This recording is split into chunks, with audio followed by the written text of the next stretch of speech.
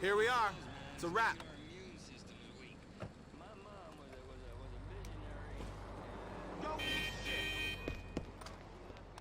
Just like to piss the cab driver off like that.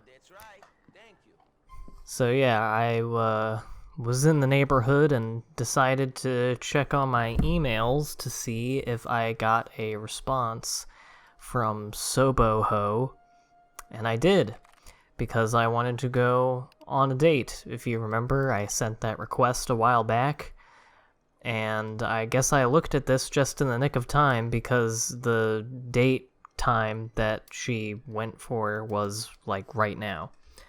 She being Carmen, who I've talked about before as being one of the best girlfriends you can get in this game, both in terms of personality and in terms of usefulness in the game. So there we are. We're off to show up 2 hours late to this date like a true G. Also, in a couple of parts, including the last one, I talked over it and was talking about completely other things. But you may have noticed that I spent a good bit of time letting you look at the emails, especially from, like, Niko's mother and stuff, just because, and, like, his job application.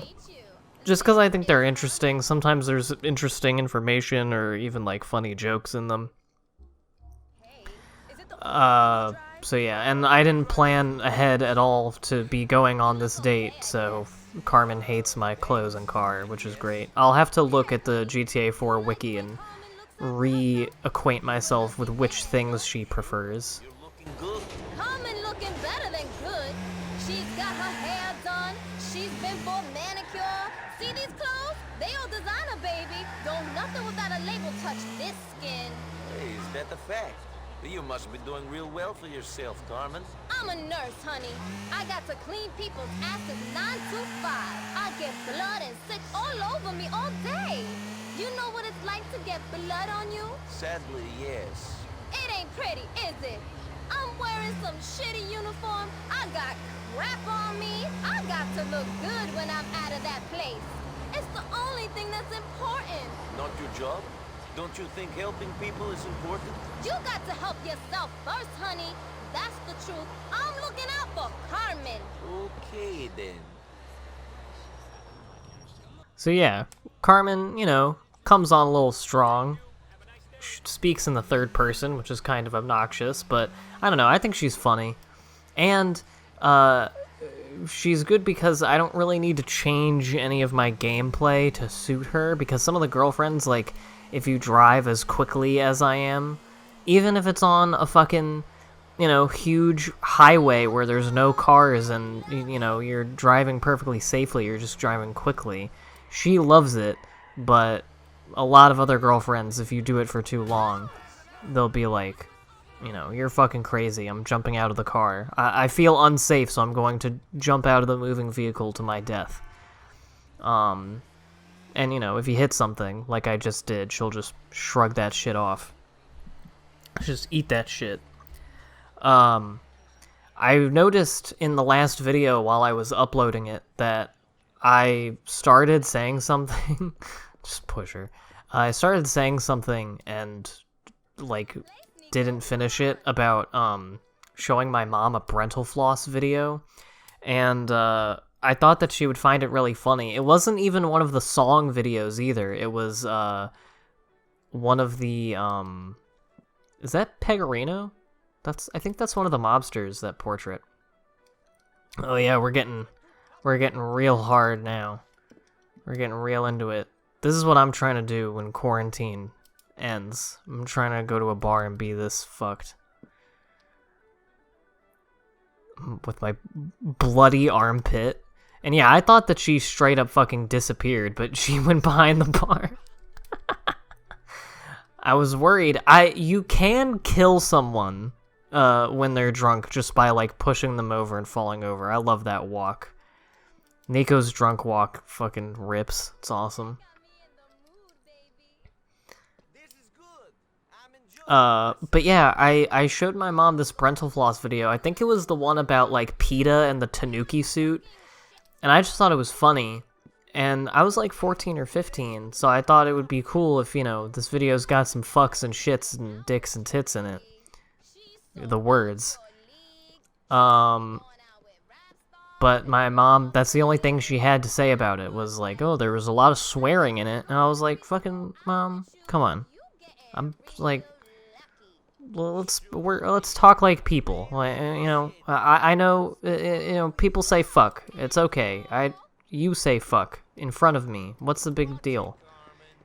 That's something I never understood. My parents, like, I guess I understand, like, scolding your child for saying swear words.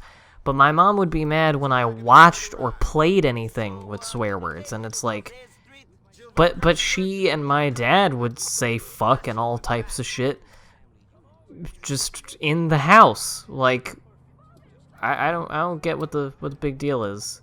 Man, part of me really wishes that I would just stay in the cab and not fast forward it, just to see how many times they, like, shit the bed and crash into folks, because it's really funny to just hear, like, muffled screaming and crashing. But, alpha milk. I like that. But it's pretty fucking...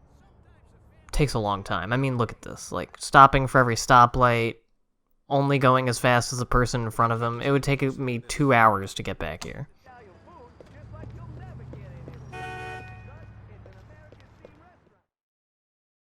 Real good time, Niko. This is something she could do again. Yeah, I had fun too. Give me your number and, you might just get a call from me.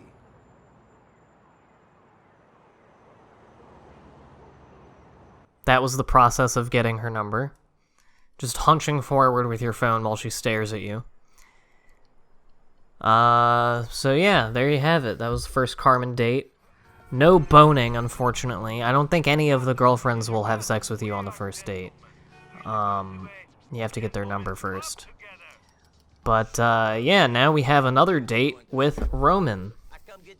I wasn't planning on doing it. As you can see, I had a waypoint set for the next mission I'm gonna do, but I just figured, you know what, we're having a nice chill time. You know, I just got back from my late night date, and now it's like 6 a.m., and my cousin wants to go to a strip club. And I just figured, you know, this club, the only other time we've seen it is when I was, like, trying to shoot people, and that's not cool.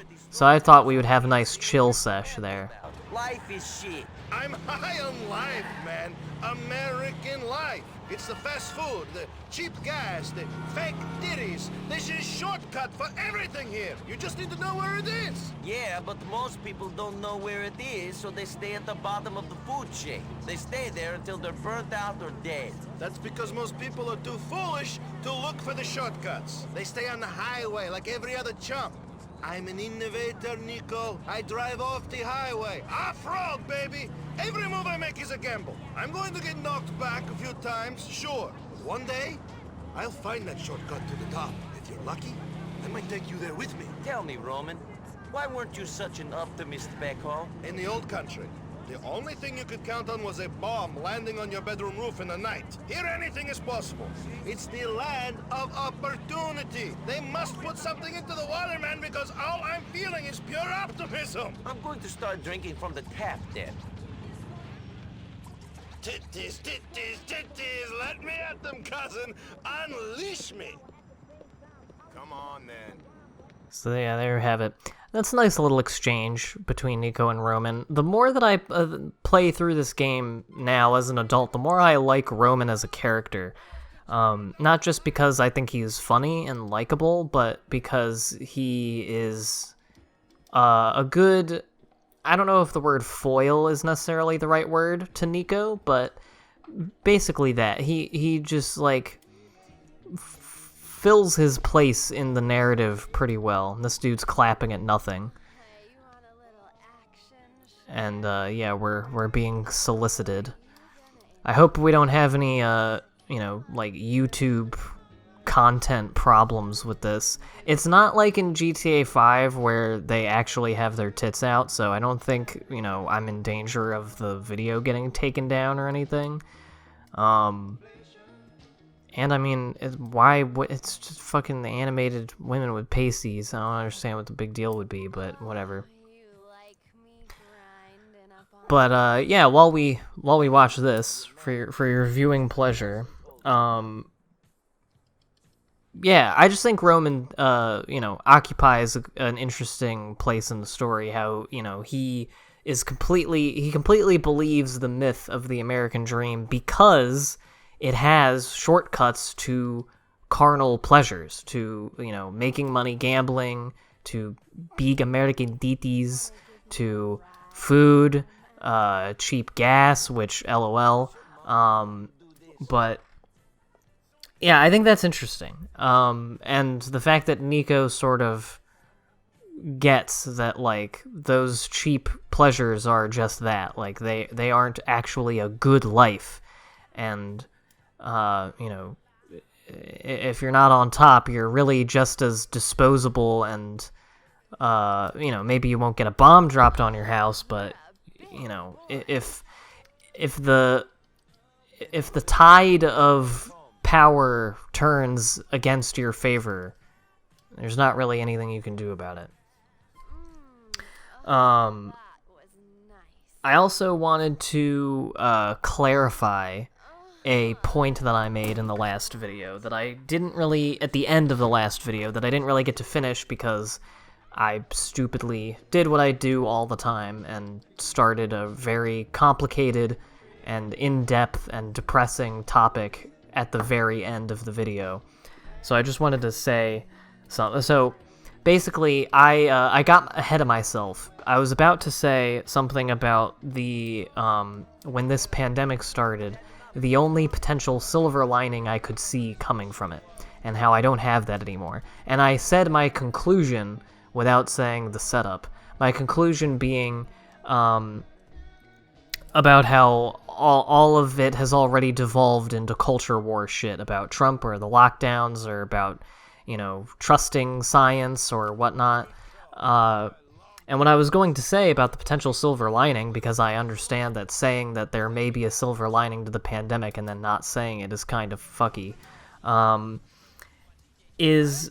So when this all started, the one good thing that I said may come out of it is that with this big crisis of capitalism where the sort of contradictions and weaknesses of our economic system are laid bare because, we have this situation where, we're the richest country in the history of the world, but we can't respond to a crisis like this. And, we're just doing nothing about it, is that people become cognizant of those contradictions and of those immoralities and weaknesses endemic to the American system. That, because right now, as far as, political participation, which is mostly relegated to just voting in elections, goes in our country, it's all just cultural. It's about aesthetics. It's, about which capitalist do you like better? Which right-winger do you like better? I mean, this particular election especially kind of shows that, where it's, which rapist corporate ghoul who's sundowning do you want in charge of the collapse of everything? So that's what I was referring to as being a potential silver lining, is people becoming cognizant of those things, of that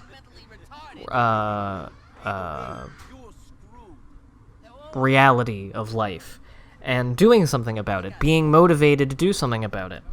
And the thing that's disappointing is that most people have only really internalized it as another part of our regular culture war bullshit. It's like, oh, well, you believe in science, which in America is a fucking cultural issue for some reason. Or this is all Trump's fault, and they chalk it up to, Trump's incompetence and his corruption and his ineptitude, which, like I said, certainly has something to do with it, but isn't the reason that things are bad. Like, he didn't make our domestic supply chains as shitty as they are, or our private healthcare system as shitty as it is, to begin with. And those are really the main things that are keeping us from really being able to respond to this in an effective way. And And it just seems like political discourse here will pretty much always be entirely aesthetic arguments between, ever decreasing, or ever narrowing differences between, shades of right-wing, conservatism and capitalism and whatnot. And I don't know if people will ever connect politics to their material conditions here, because they've just been so thoroughly divorced from that idea, and as far as politics having an effect on your everyday life. Just everybody that's been alive for the last 50 years in this country is pretty much completely disaffected from that notion.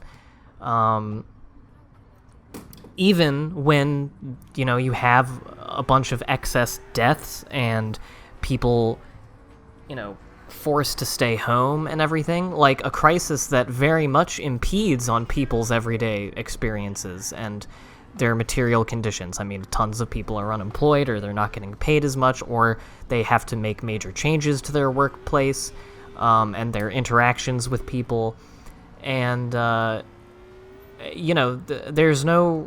there's no one in the sort of mainstream discourse, certainly no one in the media, but I'm not going to relegate the discourse to just what is on the news or whatever, but there's no one really making the argument, certainly no major politicians. I guess you could say Bernie and a couple others, but there's no one really making that connection of why do we have a system, the Fed, why do we have an agency of government that can literally invent money out of thin air, that it can create new money to inject as liquidity into the stock market in the trillions of dollars for literally what amounted to a couple of hours of reprieve from a temporary dip in stocks? We have somehow made an economic system where we can do that, where if stocks are going a little too far down in a day, that we can just invent $1.5 trillion to give them.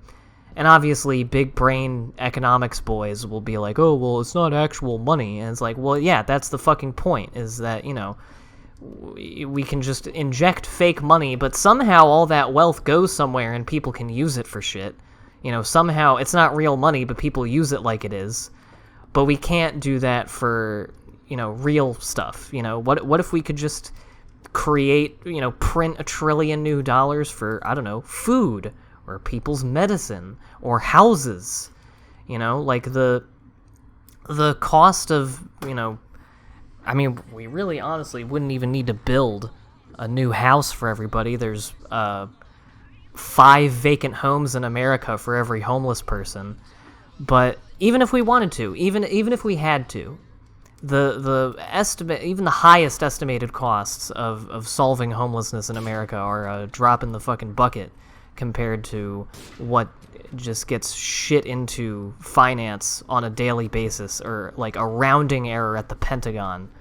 And, this is obvious to most people, I would say, but there's no one really making that connection in our actual, political life. And, I don't know if there ever will be. I don't know. I mean, I guess I don't want to be completely hopeless, but if something like this can't make people see the forest for the trees and look past just their own cultural hang-ups and aesthetics and everything, then I don't know if it ever will. Maybe it's a lost cause. Maybe this is just how it is, and we should all just buckle up and sit back and watch the fall of the empire.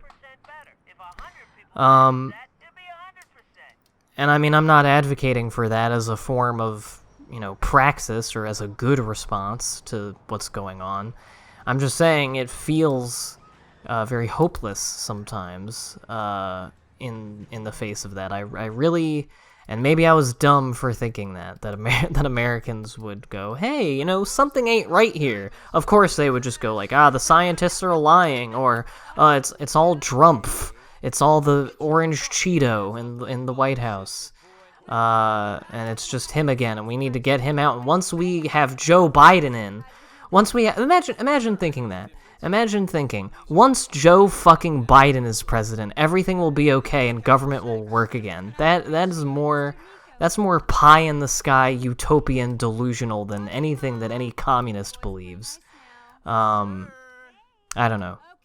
So that's what I was getting at in the last, and I kind of wanted to just, you know, really give that idea the space that I wanted to give it, but couldn't because it was the end of the video. So, once again, sorry to be a big old bummer, but that's just the way of the world, and it's kind of what this channel is for. It's just for me to talk my shit while playing video games I like. Speaking of video games, here's a pretty good mission with Packie. Down for robbing a thief. Robin Hood. Exactly, Robin fucking Hood. Who are you going to rob? The fucking Mafia, boy. Is the money good?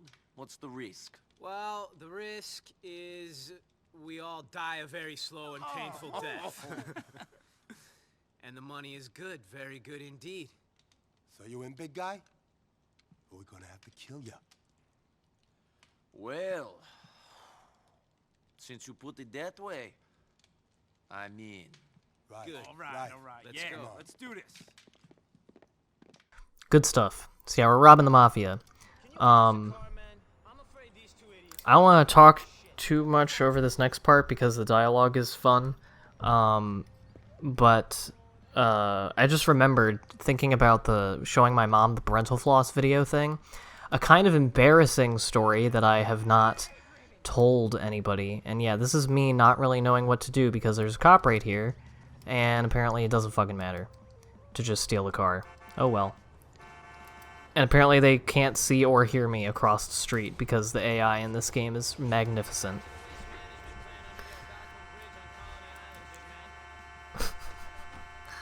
But yeah, a kind of embarrassing story that I don't think I've ever told is that in 8th grade, so every year at my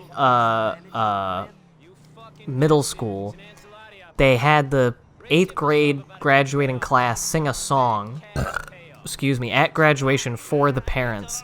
But like the license on whatever song they usually did ran out and they couldn't afford a new one. So they asked the students if they would want to write one, and I volunteered to do so, and I wrote a graduation song to the tune of the DuckTales Moon theme that Brentalfloss made a thing of, and I used the instrumental that he made for it, that he released. I downloaded the instrumental for his cover of it to use, and I don't really remember any of the lyrics. The ones that I do are pretty fucking bad. Yeah. But that happened. Called that because people found McReary's story so fucking boring. Listening to them was like being in purgatory. Fuck you, Gordon. I'll fucking come back there and kick your fucking ass in a minute. I hear that Francis McReary is your brother. Fucking Frankie, my brother. He may have a badge, but I tell you for a fact, he's as crooked as the rest of us McRearys. More so. At least we ain't fucking hypocrites. Kate's the only decent one. I can believe that. You know Frankie, do you? I got a story for you if you do. Another fucking story. Shut up, Gordon.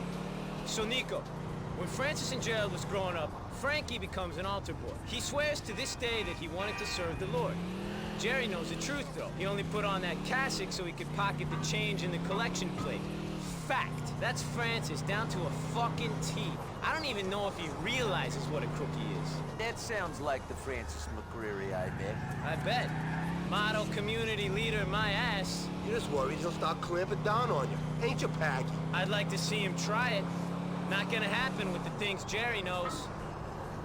So yeah, I kind of talked over the bit where they talk about how the McReary family was once very powerful in Liberty City before the Mafia took over.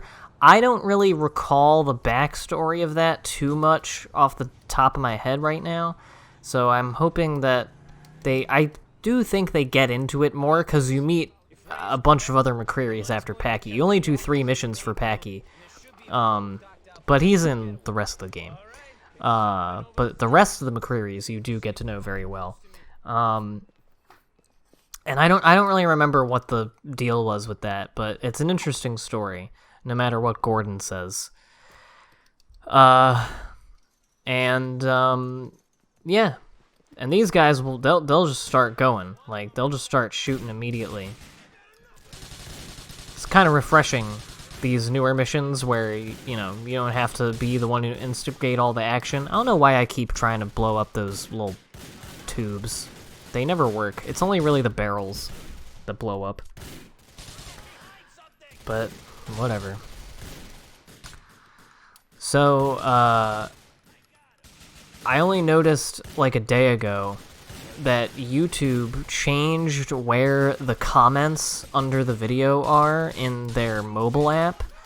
It used to be, it's the video, then the description, then all the recommended videos, and then at the bottom is the comments, and you can click to expand the comments.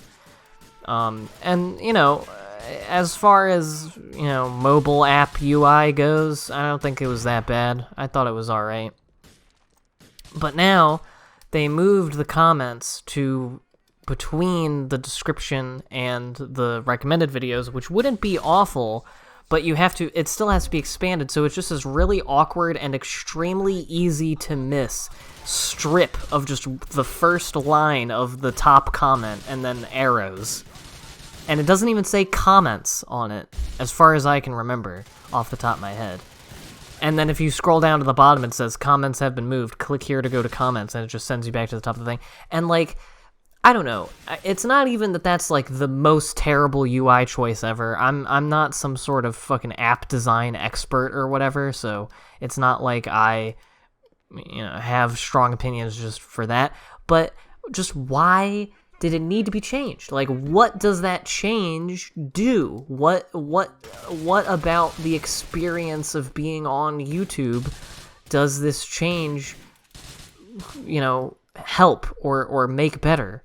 Because, you know, that's like a decision that someone had to make to do that, and then someone had to do it. Like, people had to write code and whatnot, and, like, think about it. There are probably a bunch of fucking board meetings about it. And so I just want to know what the reason is. I just want to know what great change supposedly came from doing this. Because YouTube does this bullshit all the time, and so do most apps and websites. Like, Facebook and Twitter do it as well, but YouTube especially, ever since, like, 2009, 2010, they've just made exclusively bad or pointless changes to their UI. And I just don't get it. Like, is anybody asking for it? Is anybody like, oh man, I really wish the comments were right under the description? Like, I don't know. Like, who is it for? Why does it happen? Like, is there some... I can't even think of, like, a business reason that it would do it. Like, it's gotta be some extremely obscure thing, like, you know...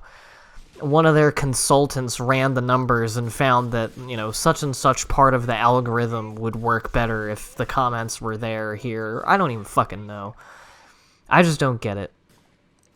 If anybody is educated on web development and web design and, you know, YouTube specifically, and could maybe give me some information on, you know, why websites feel the need to just pointlessly change the way they look every time. And I mean, like, at least with YouTube, as far as, like, the channel designs and everything go, I don't really know anybody who likes them. Like, I don't know anybody who likes the changes. It's just that they all just accept them because YouTube is the only fucking website for video sharing. They have kind of a monopoly on pretty much all uploaded and streamed video except for porn.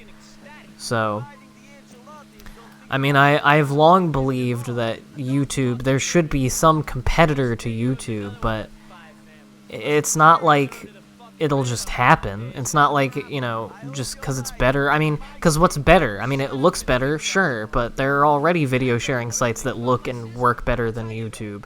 and have better, user, better rules and everything, or at least, they're more intuitive in some way. And people use them, but it hasn't replaced YouTube just because, no place has the bandwidth, no place has the market share that they do. So, I don't know, maybe we need, like, some antitrust thing to break them up. I mean, that's true for other tech companies for sure, like Facebook and Twitter and Amazon and Alphabet, all should be broken up, but, I don't know. I just, if anyone wants to educate me as to why YouTube feels the need to change their UI all the time, exclusively to things that people don't like, or at least just don't see the need for, that'd be greatly appreciated. And here I inadvertently demonstrate the fucking butter wheels of the motorcycles in this game. Anyway, rambled about a lot of shit today. Got a lot of good shit off my chest. That's nice. So next time we'll be doing a really fun mission with Packie, and it's just one mission next time, one long-ass mission. So I'll see you then for that.